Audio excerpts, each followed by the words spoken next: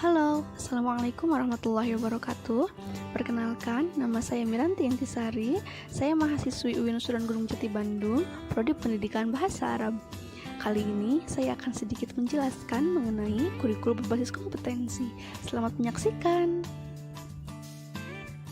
Nah, yang pertama yaitu pengertian.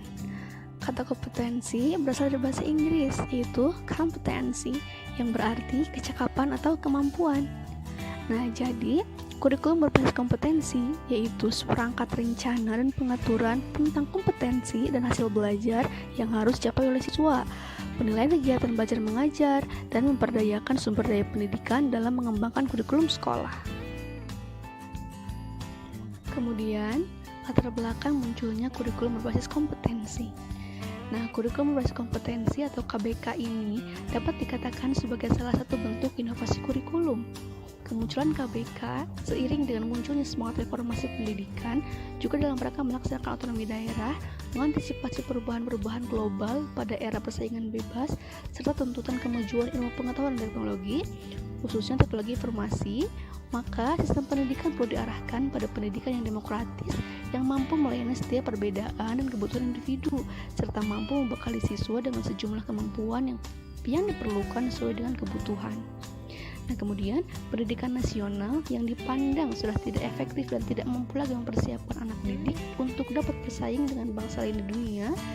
Salah satu perubahan tersebut berkaitan dengan perubahan kurikulum sebagai alat pencapaian tujuan pendidikan. Nah, dari itulah muncul kurikulum berbasis kompetensi. Kemudian selanjutnya, tujuan kurikulum berbasis kompetensi. Nah, tujuan kurikulum berbasis kompetensi ini adalah mengembangkan potensi peserta didik untuk menghadapi perannya di masa yang akan datang dengan mengembangkan sejumlah kecakapan hidup. Kemudian secara khusus, kecakapan hidup ini bertujuan untuk yang pertama, mengaktualisasikan potensi peserta didik sehingga dapat digunakan untuk dapat memecahkan problema yang dihadapi. Yang kedua, memberikan kesempatan kepada sekolah untuk dapat mengembangkan pembelajaran yang fleksibel sesuai dengan prinsip pendidikan berbasis luas.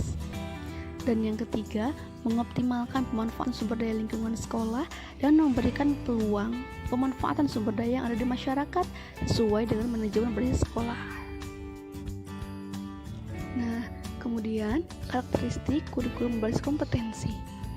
Nah, KBK ini memiliki 3 karakteristik utama, yaitu yang pertama, KBK memuat sejumlah kompetensi dasar yang harus dicapai oleh siswa.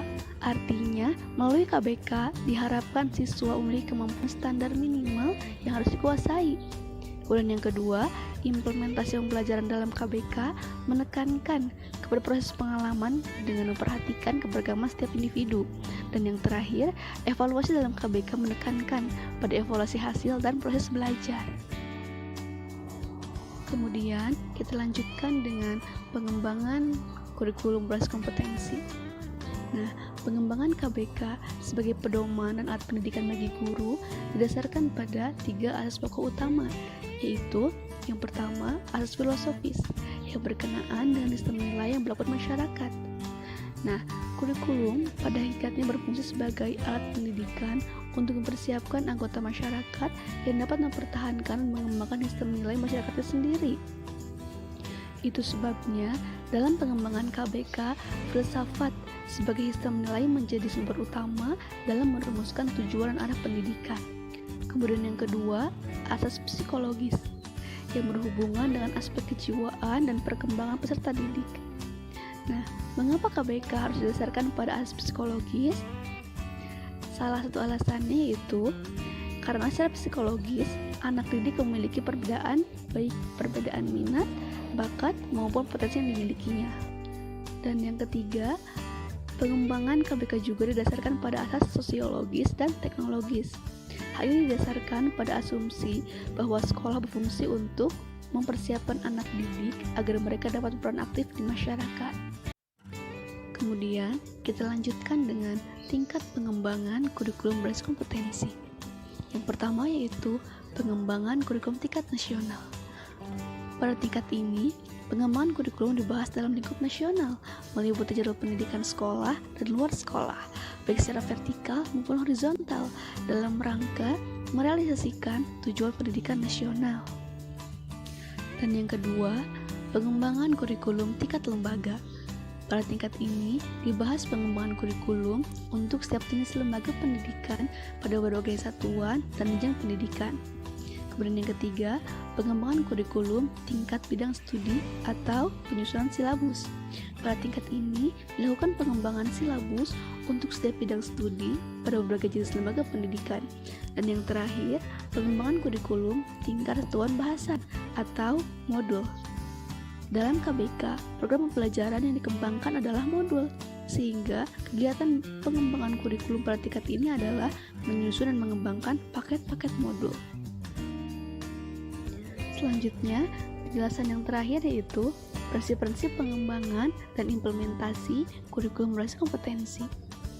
Nah, sebagaimana telah dirumuskan oleh Depdiknas dalam Kerangka Dasar Kurikulum 2004, dijelaskan bahwa KBK ini memiliki dua prinsip. Yang pertama yaitu prinsip-prinsip pengembangan. Di antaranya, yang pertama, peningkatan keimanan, budi pekerti luhur, dan penghayatan nilai budaya. Yang kedua, keseimbangan etika, logika, estetika, dan kinestetika. Yang ketiga, penguatan integritas nasional. Yang keempat, perkembangan pengetahuan dan teknologi informasi. Yang kelima, pengembangan kecakapan hidup. Yang keenam, pilar pendidikan. 7. Komprehensif dan berkesinambungan. 8. Belajar sepanjang hayat. Dan yang terakhir, diversifikasi kurikulum. Nah, kemudian prinsip yang kedua yaitu prinsip implementasi. Nah, di antaranya yang pertama, kesamaan memperoleh kesempatan. Yang kedua, berpusat pada anak. 3. Pendekatan menyeluruh dan kemitraan. Dan yang terakhir, kesatuan dalam kebijakan dan keberagamaan dalam pelaksanaan. Nah, selesai sudah penjelasan materi mengenai kurikulum berbasis kompetensi ini. Terima kasih kepada teman-teman semua yang telah menonton video ini.